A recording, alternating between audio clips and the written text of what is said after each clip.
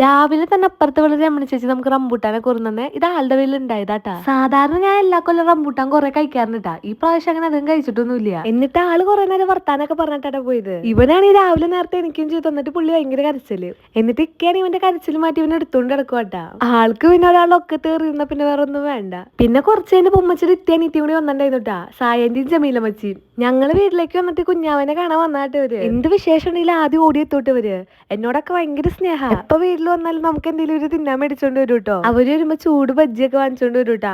ഈ പ്രാവശ്യം കൊടുത്തിട്ടുണ്ടായിരുന്നു. പക്ഷെ തിന്നണന്റെ തിരക്കിൽ വീഡിയോ എടുക്കാൻ മറന്നുപോയി. ഇപ്പൊ ഉമ്മാടെ എത്തിയാണെങ്കിൽ ഉമ്മാടെ മരുമോളായിട്ട് ഇവരെന്നെ കണ്ടിട്ടില്ലാട്ടാ. എപ്പോഴും എന്നെ ഭീമാമോളേന്ന് മാത്രമേ വിളിക്കുള്ളൂ. അവര് വരുമ്പോ എനിക്ക് ഭയങ്കര സന്തോഷാട്ടാ. ഇപ്പൊ അവര് വരുമ്പോ ഒരു ദിവസത്തെ അവരുടെ പണി കളഞ്ഞ് അവരെല്ലാ തിരക്കും മാറ്റി വെച്ചിട്ടല്ലേ നമ്മളെ കാണാൻ തന്നെ. അവര് ഉച്ചയ്ക്കായിട്ട് വന്നിട്ട് വൈകുന്നേരം ഒരു 4 മണിയൊക്കെ ആയിട്ടാണ് പോയത്. പിന്നെ ഈ മാങ്ങ അവര് വന്നപ്പോ കൊണ്ടുവന്ന കേട്ടാ.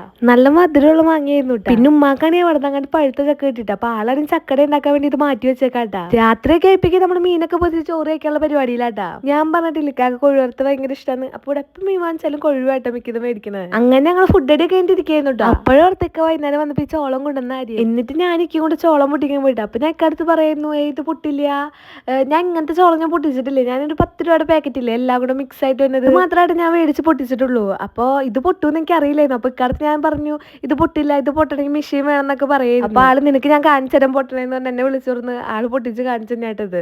ഇതാണ് ഈ പൊട്ടി തുടങ്ങണേ മുന്നോട്ട് ഞാൻ പൊട്ടില്ല എന്ന് ഉറപ്പിച്ചിരിക്കുന്നു. എന്നിട്ട് കുറച്ച് കഴിഞ്ഞപ്പോഴാട്ട് ഓർത്ത ഇതിൽ ഉപ്പിട്ടിട്ടില്ലാന്ന്. എന്നിട്ട് ഇക്ക വന്നിട്ട് ഉപ്പിട്ടു. എനിക്കാണ് ഇങ്ങനത്തെ സംഭവങ്ങളോട് വലിയ താല്പര്യമൊന്നുമില്ല കേട്ടോ. പക്ഷെ ഇക്കാക്ക് ഭയങ്കര ഇഷ്ടം. ഇങ്ങനത്തെ എന്തെങ്കിലും സാധനം കിട്ടി പുള്ളി നിന്നോണ്ടിരുന്നോളൂ. അതൊക്കെ കഴിച്ച് കുറച്ച് ടി വി കണ്ടിട്ട് ഞങ്ങൾ പിന്നെ കിടക്കാൻ പോയിട്ടാ. അപ്പോഴേക്കും അവൻ ഉറക്കത്തിന് എണിച്ചു. ഇനി ഇവൻ ഉറക്കിയിട്ട് വേണം ഞങ്ങൾക്കൊന്ന് ഉറങ്ങാൻ. പിന്നെ ഞാൻ അന്ന് മേടിച്ചു എന്ന് പറഞ്ഞ സ്ലീപ്പ് സ്യൂട്ട് ഇല്ലേ, അതാട്ടോ ഇത്. അപ്പൊ ഇന്നത്തെ വീഡിയോ ഇത്രയുള്ളൂ. ബൈ. ബാക്കി വിശേഷങ്ങളായിട്ട് അടുത്ത വീഡിയോ കാണാട്ടോ.